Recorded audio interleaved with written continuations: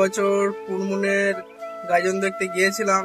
তো এবছরে যা হলো, পুলিশে এমন বেধড়কা মেরেছে, যারা ভিডিও করেছে তাদের মনে হচ্ছে না মাওবাদী পেটাচ্ছে, এমন ভাবে মেরেছে। আর ফোন তো অর্ধেক জনের ফোন তো কেড়ে নিয়ে জমা করে রেখে দিয়েছে।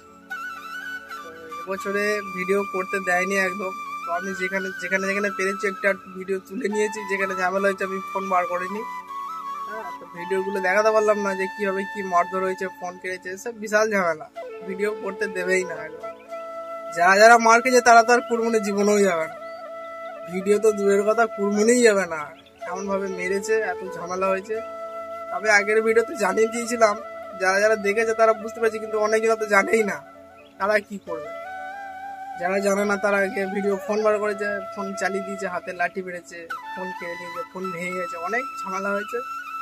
তো এবছরে এটাই বলে দিয়েছিল আগে থাকতে, আমি একটু জানতে লেট হলো, নাহলে আরো আগে আমি ভিডিওটা ছেড়ে দিতাম। তো এবছরে এটাই।